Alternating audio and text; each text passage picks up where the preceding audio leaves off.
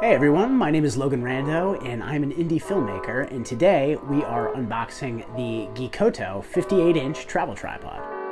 Now, I got this tripod because my Viltrox tripod, which is an absolute beast heavy-duty tripod for a budget, is often too tall for my needs. I shoot a lot of narrative film, and when you're shooting actors, you often have to get on their level to do something cinematic. So I've been doing all my lower shots virtually handheld with my gimbal, so although it's stabilized, it's still less than optimal and it wastes a lot of time on set. So in the spirit of upping production value, speeding things up on set, I got this bad boy, and coincidentally I'm going to be taking it on a bit of an excursion this weekend because I'm going to be shooting a documentary on ice fishing. So after we unbox it, we're going to put this thing to the test and see what it can do out in the field. So let's get started and let's get this bad boy unboxed.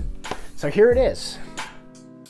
Now, I'll have to admit, prior to unboxing the GEEKOTO AT24, I was apprehensive. When it comes to film gear, you're often taking a pretty huge risk by skimping out and opting for the budget choice. However, I decided to trust the positive reviews I was seeing and figured that if it didn't meet my needs, I could always return it. First out of the box is the travel bag. The zipper feels nice, nothing that feels like it could break easily. The material of the bag is a light plasticky feeling synthetic that looks like it may repel water, but not necessarily be fully waterproof. Full disclosure, I haven't tested it against water, but upon examination, I wouldn't trust it.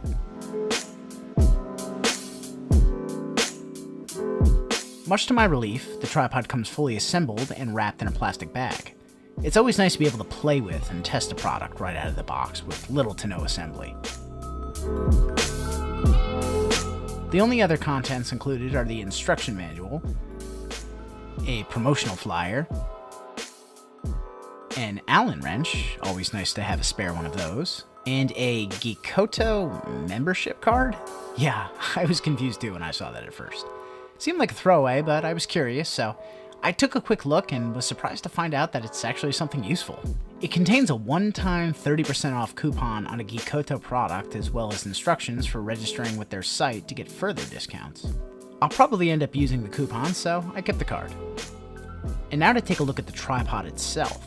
Unfolding it right out of the bag is quick and easy. It's got some weight to it, not heavy in the sense that it could be cumbersome, but enough weight to suggest some build quality. The aluminum legs and ball head feel really nice in my hands. The latch locks, responsible for unlocking the legs for extension and retraction, feel sturdy and operate smoothly, despite being plastic. Some of the other components, like the mounting platform on the ball head and some of the adjustment knobs, are plastic as well. However, they all have relatively smooth action for the price point and appear to be well cut. The removable monopod leg screws on and off very easily. Not something I'll likely use very often, but it's nice to know the option for a removable monopod is there should I need it. The only latches that feel a bit stiff are the metal orange latches at the top of the leg, responsible for adjusting the angles of the leg from the shaft. It took me a little playing around to realize that in order to adjust the angle of a leg, it's easiest to first push the leg in a bit, and then push on the angle latch with your thumb to adjust. I really like this feature, as it allows for some serious versatility when adjusting height. Additionally, the shaft of the tripod that holds the ball head can be adjusted with the use of two twist lock knobs. The knobs operate the same as those on a boom pole in that you twist clockwise to lock and counterclockwise to find that sweet spot that allows for length adjustment. Not my favorite mechanism, as I often have a hard time in a rush finding that sweet spot, but they work just fine with a little practice. At the base of the shaft is a hook for hanging weight for stabilization. I'm super happy to see this hook because at an ultralight 2.8 pounds, this tripod could very easily be knocked over out in the field. More on that later when I take this ice fishing on upstate New York's Lake George. The ball head, despite being a combination of aluminum and plastic, actually feels quite nice and seems to have a relatively smooth movement for the price. With 360 degrees of panning, a knob that loosens the ball head for rotation in the X, Y, and Z axes, your options for angling your camera are very extensive. Further, the tripod legs can be reversed 180 degrees for inverted shooting. This, to me, is really cool. You can get about as low as you'll possibly want with the GEEKOTO. This is a nice feature for macro shots of ground-level subjects like flora and insects. The camera mounting platform detaches and reattaches quite easily with the use of the platform locking knob located at the top of the ball head. I'll be attaching my Joby ball head to the tripod so that I can quickly swap out all my gear that has the Joby mounting plate attached. Okay, so first impressions are looking pretty good. The build quality is decent with the aluminum. The action on the legs is really nice. It's super lightweight. I can assemble it and take it apart really quickly, and it gets pretty compact when it's all together. So it's only one thing to do, and that's put this thing to the test in the field. So tomorrow I am going to do an interior shoot, and then this weekend I'm going to take this thing out on a frozen lake upstate New York's Lake George, and I'm going to shoot a documentary about ice fishing. So we'll have some great data to see what this thing can actually do, and after that I'll give you my impressions and a preliminary review. So let's go.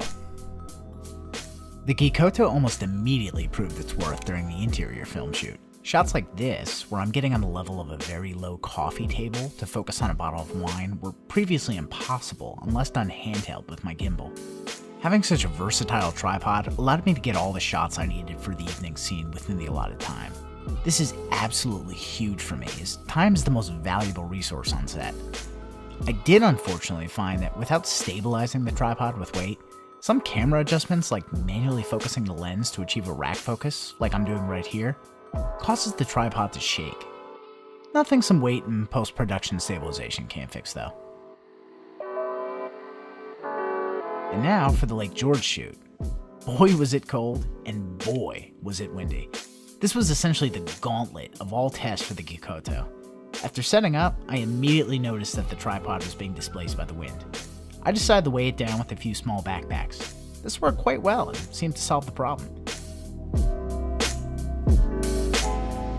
You can see in this shot just how windy it was by the snowflakes that are blowing almost completely sideways. Still, the camera remains quite steady on the tripod.